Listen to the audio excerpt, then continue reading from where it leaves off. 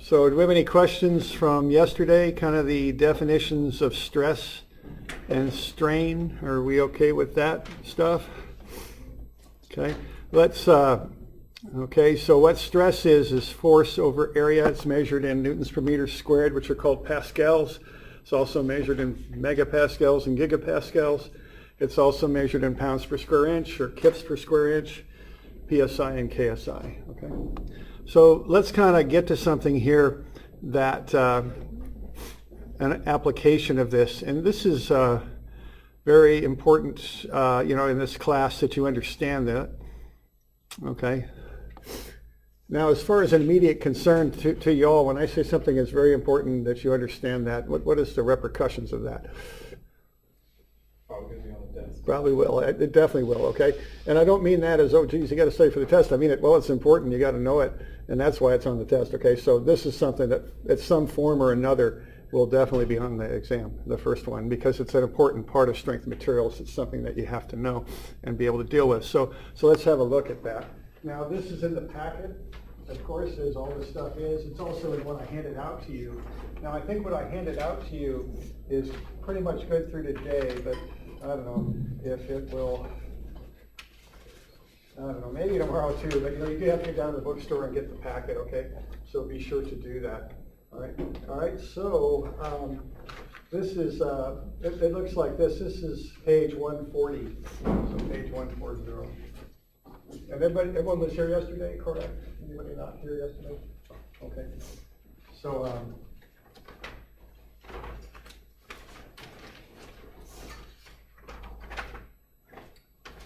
so what we're going to do in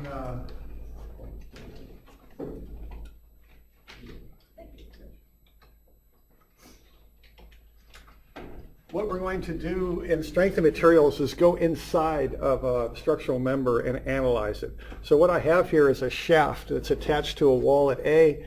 You might know the way this is written up. We've got that coating there, that hatching at A means it's solidly attached to something. And then we have these different loads that are applied. So what I want to do is find out what the stresses are. Now, one thing we're going to have to start dealing with here is Greek, because we use lots of Greek letters here, okay? And that one there, and that, I even have a page for this in your book. It's page 120 where I outline the key variables, because it is quite an issue keeping up with all this, and you need to do that. You need to be conscious of that. So this Greek letter right here is sigma. Well, that wasn't a very good run at it. There we go. There's sigma. That actually turned into our lowercase s. It's a Greek letter. And that means stress is what it means, normal stress or axial stress. Okay, so you want to know that because sometimes I might say sigma, and in your mind you need to know that I'm talking about axial stress or normal stress, okay? So, and this is all outlined in the packet on page 120. There's definitions that are shown of these things. So what I want to do is find the normal stress in this bar here, or shaft. And what I have here are these discs, which you call flanges, and I've got loads applied to those. I did that so that I could have symmetrical loads applied to the shaft, so nothing's getting out of balance there. So what I did there, I just added like 2200 and 2200, I get 4400. That's the load at B. And then I've got 34 and 3400, 64, 6800, and then 800 and 800 gets me the 1600. So what I have below there is a simplified free body diagram. All right, and from statics, what we want to do is find the reactions, and the reaction is just one. It's at A. So let's go ahead and figure out what the reaction is at A. All right, and let's kind of do a little bit of statics here, if you remember this stuff.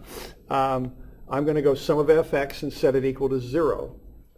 And what's going on here is I have assumed that Ra acts to the right. I've drawn it that way. So in my statics equation, that's positive. And then I've got minus 4400 plus 6800 minus 1600. And I know that that shaft is attached. It's not accelerating, okay? So I can apply statics to it. It's not going anywhere. It's not moving. So I can go sum of Fx is 0. And I can go ahead and solve that out and solve for Ra. Now Ra comes out to be negative. And if you all remember from statics, the signs you put into the equation indicate which direction you assume things act. So that RA went in as a positive because got it going to the right. That's positive. Now I got a negative answer. So the signs on the answers that I get out of the equations, what they mean is whether my assumption was correct or not. I assumed it was to the right. My answer came out negative. The negative on my answer essentially means no. It doesn't act to the right. It acts to the left. Okay? So that's kind of what's going through my mind on this. I'm bringing that up because we have lots of different kind of subtle sign conventions in this class, and we kind of keep track of what's what. Okay? So what's happening there is that negative there means that 800 acts to the left, not to the right, as I assumed. So now I know all the forces acting on the shaft. So what I'm going to do, this is kind of like the method of sections that you learned about for trusses in statics. It's also about writing up shear and moment equations if you did that in statics. I'm going to make a cut through the object. All right?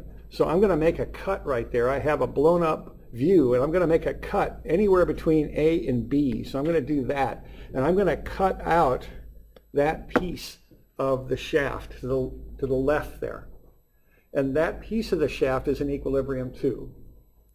Okay? So what that means is there is an internal force between A and B that holds it in equilibrium. And I'm going to solve for that. Okay? Y'all with me there? Any questions on what I'm saying there? And what I'm doing here, I'm going inside that shaft, and I'm going to find the internal forces, the forces inside the shaft. That's what I'm doing. Okay? So what I'm going to do is I'm going to go sum of fx is 0, and here's my free body diagram down here, okay? Now I've got RA to the left, so that's, okay, and then I've got an unknown load, which I call P. For whatever reason, we use P for loads, and that's going to the right as I have it drawn. So my equation there is sum of fx is negative 800 for the reaction plus that internal force that's holding that piece of the shaft in equilibrium, and that's PAB.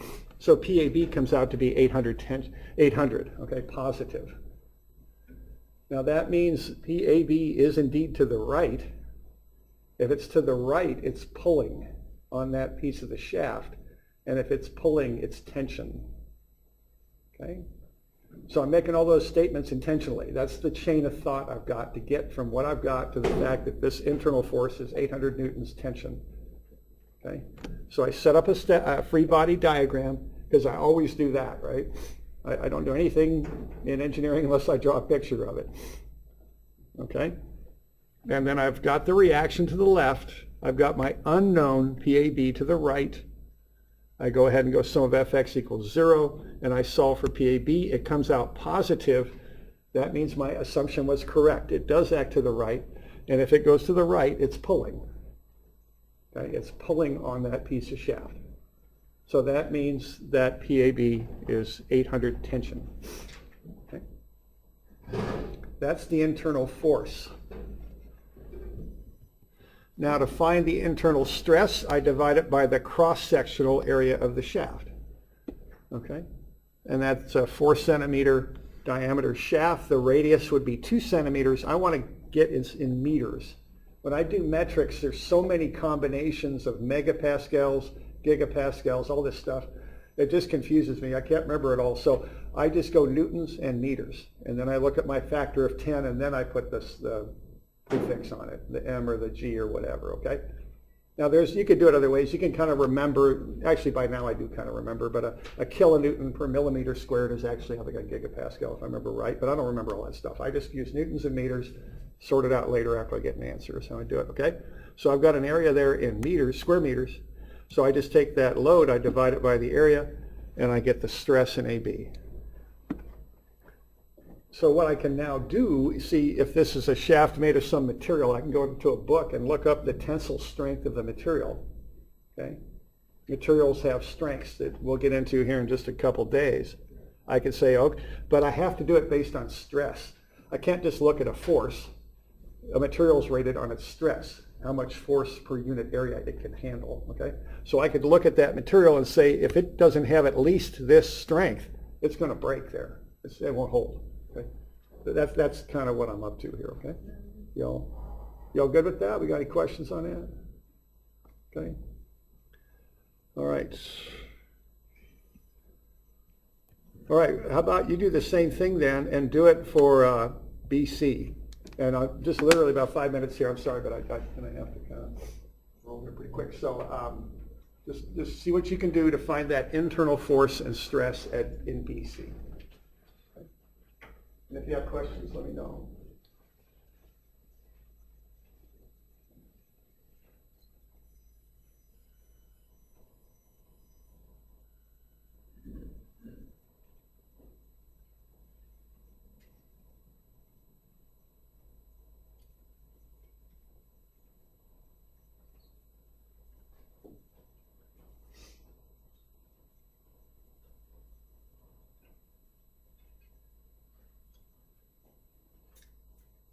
Okay, so start with a free body diagram.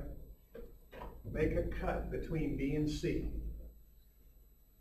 The intent on making that cut is to open up the member and find the internal force, the force inside. That's what you want to do.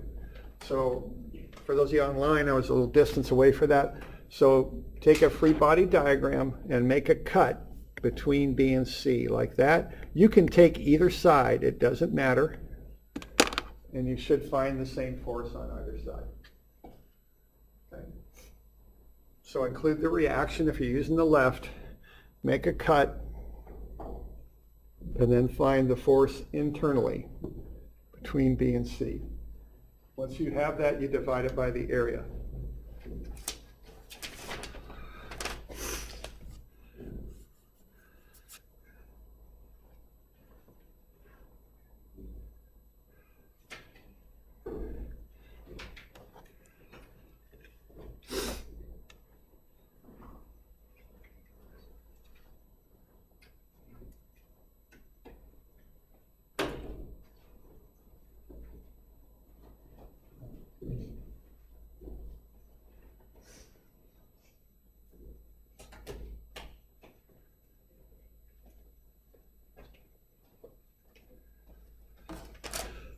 All right, another thing on the room in here, I think we're going to kind of play it by ear. You know, today they're out there a little bit, but they're not drilling holes, so it's pretty quiet. So we'll be in here. We'll always start here. If we have to go somewhere else, we'll figure out somewhere else to go. That's the best way I can think to handle this for now. Okay. All right. Y'all get into an internal force there? And it shouldn't matter which side you use. You should get the same force. Now, there's a little subtle thing I'll show you here in just a minute, but it shouldn't matter, okay? What do we got there? We got 16, 68, 52 maybe? Or I'm having trouble reading. 52? I think it's 5,200. Is that it? Yeah, okay. All right. So we good? All right. So what we're going to do there is we're going to, if we use the left-hand side, we're going to go negative 800 because the reaction is to the left, minus 4,400 at B. And then we're making some cut beyond B and not yet to C. So we're going to get PBC positive because I drew it to the right. When I solve for PBC, I'll get 5,200. A positive answer means it acts to the right. Divide it by the area, I get the stress. It's 4.14 megapascals tension. Now, once again, whatever material this thing's made out of, you could look it up in a handbook and see if it's strong enough for that, okay? Now, notice I could also use the left-hand side, and I went ahead and did that. There's a couple little differences here, and again, they have to do a lot with sign, okay? So what I have on the left-hand side is I assumed PBC is acting to the left. Or excuse me, on the right-hand side here. On the right-hand side, I put PBC to the left. What I'm doing for both of these cases is I'm assuming it's tension. They're both pulling. Tension is positive. Now notice that the pulling action on the left-hand side, it pulls to the right. Okay. On the right-hand free body diagram, it pulls to the left, but they both are pulling. You all good with that? Those are both assumptions of tension. But when you put them into the statics equations, of course, you use your static sign convention. plus PBC here because this one's to the right, and then the other one is minus PBC because that one's going to the left. Okay. But notice that I get to the same answer either way. It's 5,200 tension. We good with that? We got any questions on that?